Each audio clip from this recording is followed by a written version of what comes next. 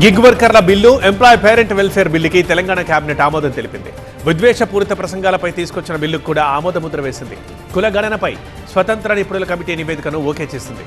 వృద్ధాప్యంలోని తల్లిదండ్రులకు ప్రజాప్రతినిధులు ఉద్యోగుల జీతాల నుంచి 10 నుంచి 15% చెల్లించేలా తీసుకొచ్చిన బిల్లుకి కేబినెట్ ఓకే చెప్పింది. తెలంగాణ అసెంబ్లీ బడ్జెట్ సమావేశాలు కొనసాగుతున్నాయి. భట్టి విక్రమార్క ప్రవేశపెట్టిన వార్షిక బడ్జెట్పై ఇవాళ ఉభయ సభల్లో సభ్యులు చర్చిస్తారు.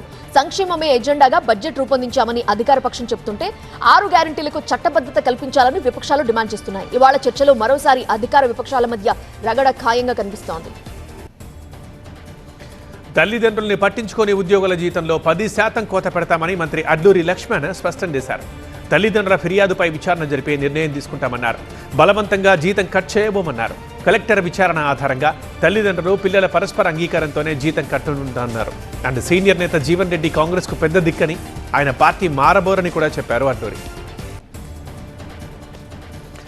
మొయినాబాద్ డ్రగ్స్ కేసులో నిందితుల పోలీస్ కస్టడీకి కోర్టు అనుమతినిచ్చింది. బీఆర్ఎస్ మాజీ ఎమ్మెల్యే పైలట్ రోహిత్ రెడ్డి, రితేష్ రెడ్డి, నమిత్ శర్మల్ని 3 రోజుల పాటు కస్టడీకి ఇస్తూ ఉత్తర్వులు జారీ చేసింది. ఉదయం 6 నుంచి సాయంత్రం 6 వరకే విచారించాలని కోర్టు సూచించింది. డ్రగ్స్ ఎక్కడి నుంచి వచ్చాయి, ఎంతకాలంగా వాడుతున్నారో అన్న అంశాలను తెలుసుకునేందుకు సిట్ రెడీ అయింది. తెలంగాణ హైకోర్టులో హైడ్రా కమిషనర్ రంగనాథ్ కు చుక్కెదిరింది. కోర్టు ధిక్కరణకు పాల్పడ్డారంటూ కోర్టు ఆగ్రహం వ్యక్తం చేసింది. బతుకమ్మకుంట భూమి వ్యవహారంలో ఉద్దేశపూర్వకంగా కోర్టు ఆదేశాలు ఉల్లంఘించారని, 4 వారాల్లో అన్ని నిర్మాణాలు తొలగించి నివేదిక అందజేయాలని ఆదేశించింది. కోర్టు ఆదేశాలను ఉల్లంఘిస్తే ప్రభుత్వ అధికారులపై కఠిన చర్యలు తప్పవని హెచ్చరించింది కోర్టు. మాజీ సీఎం జగన్ ఇంట్లో ఆస్తుల వ్యవహారం చర్చనీయాంశంగా మారింది. ఆస్తుల పంపకాల్లో షర్మిల, సునీత అబద్ధాలు చెప్పారని వైసీపీ ఎమ్మెల్సీ వరుదు కళ్యాణి ఆరోపించారు. తెలంగాణలో పార్టీ మూసేసి ఏపీకి వచ్చిన షర్మిల మాటలకే విశ్వసనీయత లేదన్నారు. జగన్ చెల్లెలిగా షర్మిలకి మర్యాద ఇచ్చామని, హద్దులు దాటితే మాత్రం సహించబోమని హెచ్చరించారు వరుదు. వాట్ థింగ్స్ ఇండియా పేరుతో కొనసాగుతున్న TV9 సమ్మిట్ కి ప్రధాని మోదీ హాజరయ్యారు. ఆయన్ని మైహోం అధినేత జూపల్లి రామేశ్వరరావు ఘనంగా సత్కరించారు. అనంతరం మాట్లాడిన మోదీ TV9 పై ప్రశంసలు కురిపించారు. విభిన్న ఆలోచనలకు TV9 గొప్ప వేదికగా మారింది అన్నారు. యుద్ధంపై వార్తల్ని వేగంగా ప్రసారం చేస్తోందని ప్రధాని మోదీ TV9 ని కొనియాడారు. భారత్ సవాళ్లకు భయపడబోదని ప్రధాని స్పష్టం చేశారు. యుద్ధ పరిస్థితుల్ని భారత్ ఎదుర్కొంటున్న తీరుని ప్రపంచ దేశాలు అనుసరిస్తున్నాయన్నారు. భారత్ ఎప్పుడూ శాంతి మార్గంలోనే ఉంటుందన్నారు. యుద్ధ ప్రభావం ప్రపంచంలోని అన్ని రంగాలపై పడిందన్నారు. కాంగ్రెస్ హయాంలో ప్రజలు గ్యాస్ అండ్ పెట్రోల్ కష్టాలు పడ్డారని, కాంగ్రెస్కి దేశం కంటే అధికారమే ముఖ్యమని అన్నారు. ఏఐ సమ్మిట్లో కాంగ్రెస్ నేతలు దేశం పరువు తీశారని మోదీ గుర్తు చేశారు. ఏపీ మంత్రి నాదెండ్ల మనోహర్ గుంటూరు జిల్లా కొల్లిపర ప్రాథమిక ఆరోగ్య కేంద్రాన్ని ఆకస్మికంగా తనిఖీ చేశారు. రోగులతో మాట్లాడి సేవలపై ఆరా తీశారు. మెరుగైన వైద్యం అందించాలని వైద్యులకు సూచించారు. రానున్న కాలంలో వైద్యశాలని మరింత అభివృద్ధి చేస్తామని హామీ ఇచ్చారు. సత్యసాయి జిల్లా కదిరి లక్ష్మీ నరసింహస్వామి స్నపన తిరుమంజన సేవ ఘనంగా జరిగింది. అనంతరం శ్రీదేవి భూదేవి సమేత వసంత వల్లభుడి వసంతోత్సవం వైభవంగా సాగింది. సుగంధ ద్రవ్యాలతో స్వామివారికి అభిషేకం చేశారు. ఈ వేడుకకు ఎమ్మెల్యే పల్లె సింధూరారెడ్డి, బీజేపీ నేతలు విష్ణువర్ధన్ రెడ్డి, న్యాయవాది సుబ్రాజు గుప్తా హాజరై స్వామివారికి మొక్కులు చెల్లించుకున్నారు. నంద్యాల వైఎస్ఆర్ నగర్ కాలనీలో కలుషిత ఆహారం తిని 50 మంది అనారోగ్యం బారిన పడ్డారు. ఓ ఫంక్షన్లో అన్నం తిన్న కాసేపటికే అస్వస్థత పాలైన వారిని ఆసుపత్రికి తరలించి చికిత్స అందిస్తున్నారు. అప్రమత్తమైన కలెక్టర్ గ్రామంలో పారిశుద్ధ్యంపై ఫోకస్ పెంచారు. ఫుడ్ పాయిజన్కి కారణాలపై ఆరా తీస్తున్నారు. హైదరాబాద్ లో ఇంధన కష్టాలు మొదలయ్యాయి. ఇప్పటి వరకు గ్యాస్ కష్టాలున్నాయి, కానీ ఇప్పుడు పెట్రోల్, డీజిల్ సమస్య తోడైంది. పాత బస్తీలో పెట్రోల్ బంకులు నో స్టాక్ బోర్డులతో దర్శనమిస్తున్నాయి. మాదనపేట, సైదాబాద్, చెంచల్గూడ, డబీర్పూర్ ప్రాంతాల్లో పెట్రోల్ బంకుల దగ్గర వాహనదారులు బారులు తీరుస్తున్నారు. అమరావతి రాయపూడి దగ్గర అగ్ని ప్రమాదం జరిగింది. నిర్మాణం కోసం నిల్వ ఉంచిన ప్లాస్టిక్ పైపులు మంటల్లో చిక్కాయి. దట్టంగా అలుముకున్న పొగతో ఆ ప్రాంతమంతా నిండిపోయింది. 2 ఫైర్ ఇంజిన్ల సాయంతో సిబ్బంది మంటల్ని అదుపు చేశారు. అప్పటికే 8 కోట్ల రూపాయల విలువైన పైపులు తగలబడినట్టుగా చెబుతున్నారు. కడప జిల్లా రాజంపేట బైపాస్లోని తిరుమల బార్లో మంటలు ఎగిసిపడ్డాయి. చల్లదనం కోసం బార్ పైకప్పుకు వేసిన ఎండుగడ్డికి నిప్పంటుకొని బార్ తగలబడిపోయింది. పోలీసులు, ఫైర్ సిబ్బంది సకాలంలో స్పందించి ఈ మంటల్ని అదుపు చేశారు.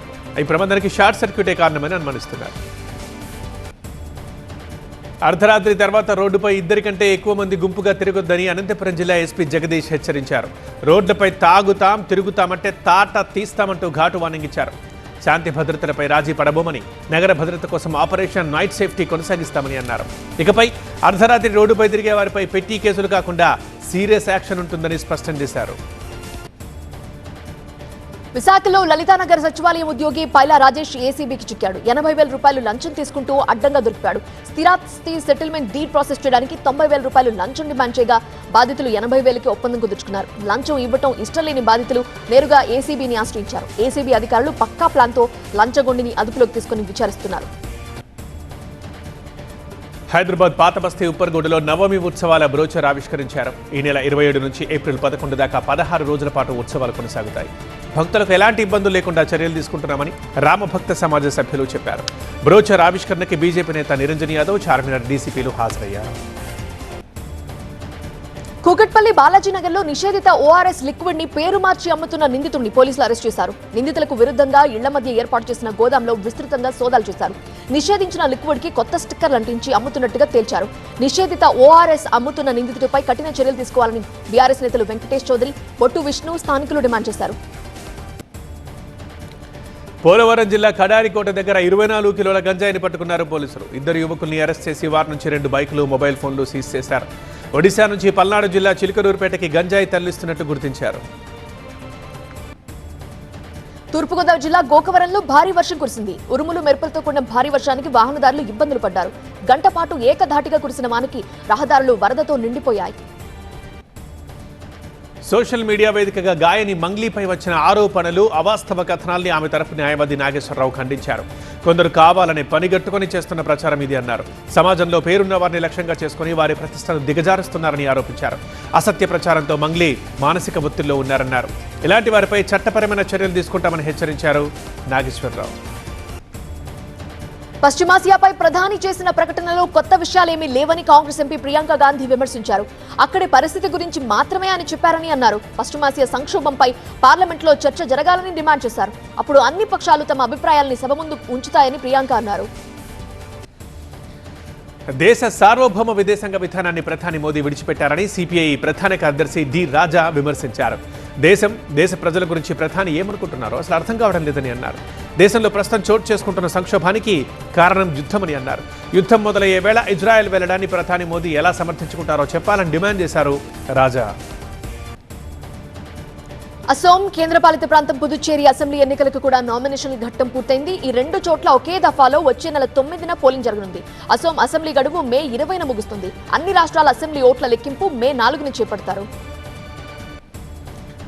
కేరళ బీజేపీ అధ్యక్షుడు అక్కడి నియమం నుంచి పోటీ చేస్తున్న రాజీవ్ చంద్రశేఖర్ని అనర్హుడిగా ప్రకటించాలని కోరుతూ కాంగ్రెస్ పార్టీ ఎన్నికల సంఘానికి ఫిర్యాదు చేసింది.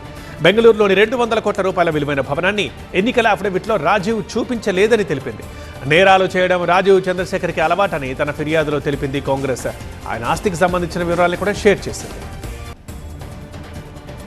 హైదరాబాద్ మార్కెట్లో 24 క్యారెట్ల బంగారం ధర భారీగా పతనమైంది. 10 గ్రాముల ధర 10,320 రూపాయలు తగ్గి 135,650 రూపాయలకి పడిపోయింది. 22 క్యారెట్ల బంగారం 9,450 రూపాయలు తగ్గి 124,350 రూపాయలకు చేరింది. ట్రంప్ ప్రకటన తరువాత ఫ్యూచర్స్ మార్కెట్ కొంచెం నిలదొక్కుంది. హైదరాబాద్ మార్కెట్లో వెండి ధర తగ్గుముఖం పట్టింది. కేజీ ధర ఏకంగా 20,000 రూపాయలు తగ్గింది. 2,30,000 రూపాయలుగా నిలిచింది. ఇక ఫ్యూచర్స్ లో వెండి ధర పెరిగింది. కేరళ అసెంబ్లీ ఎన్నికల నామినేషన్ల గడువు ముగిసింది. ఇవాళ నామినేషన్ల పరిశీలన ఉంటుంది. ఉపసంహరణకి మార్చి 26 దాకా గడువు ఉంది. 140 స్థానాలున్న కేరళ అసెంబ్లీకి ఏప్రిల్ 9న పోలింగ్ జరగనుంది. కేరళలో ఈసారి త్రిముఖ పోటీ జరగబోతోంది. ఎల్డీఎఫ్, యూడీఎఫ్తో పాటు మరిలో ఎన్డీఏ కూడా ఉంది. 1269 నామినేషన్లు దాఖలైనట్టు తెలుస్తోంది. ఇక ఉపసంహరణ తర్వాత తుది జాబితాని ఎన్నికల సంఘం వెలువరించనుంది. తమిళనాట ఎన్డీఏ మధ్య పొత్తులు ఖరారయ్యాయి. అన్నాడీఎంకే 178 స్థానాల్లో పోటీ చేయనుంది. బీజేపీ 27 స్థానాలు, పీఎంకే 18, ఏఎంఎంకే 11 స్థానాల్లో పోటీ చేస్తాయని అన్నాడీఎంకే ప్రధాన కార్యదర్శి పళనిస్వామి తెలిపారు. కేంద్ర మంత్రి పీయూష్ గోయల్ సమక్షంలో ఈయన ఈ విషయాన్ని ప్రకటించారు. అన్నాడీఎంకే వాటాలో కొన్ని స్థానాలు మరికొన్ని మిత్రపక్షాలకు వెళ్లే అవకాశం ఉంది. తమిళనాడులో బీజేపీ 27 స్థానాల్లో పోటీ చేస్తుండడం చాలా సంతోషంగా ఉందని కేంద్ర మంత్రి పీయూష్ గోయల్ అన్నారు. తమ కూటమి ఎన్నికల్లో క్లీన్ స్వీప్ చేస్తుందని ఆశాభావం వ్యక్తం చేశారు.